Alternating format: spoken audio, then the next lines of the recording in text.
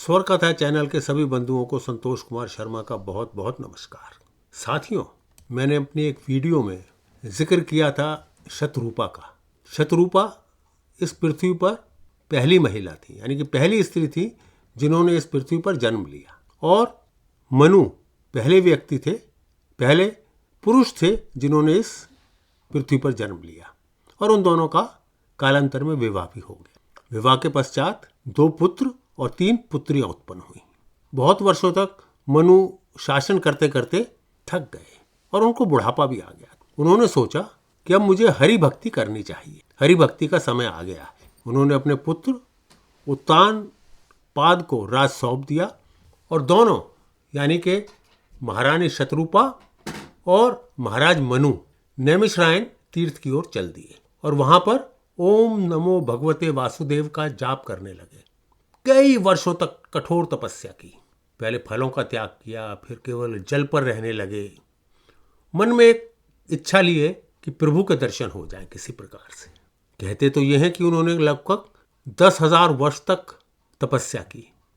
खैर, मैं इन वर्षों में समय काल में नहीं जाता। हम ये कह सकते हैं कि उन्होंने दीर्घकाल तक तपस्या की और भगवान उनसे प्रसन्न हो गए और भगवान ने उनको दर्शन भी दिए। हरि के दर्शन पाकर मनु और शतरूपा प्रसन्न हो उठे और उनके चरणों से लिपट गए। श्री हरि ने उन्हें उठाया और कहा कि बोलो, तुम्हें क्या वरदान चाहिए।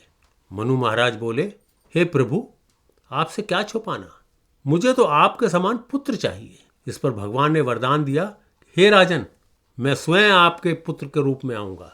उन्होंने फिर महारानी शतरूपा से कहा कि आपको क्या चाहिए। उन्होंने कहा, जो वरदान मेरे पति ने मांगा है वही मुझे भी चाहिए। कुछ समय पश्चात मनु और शतरूपा अयोध्या के राजा दशरथ और महारानी कौशल्या के रूप में उन्होंने जन्म लिया।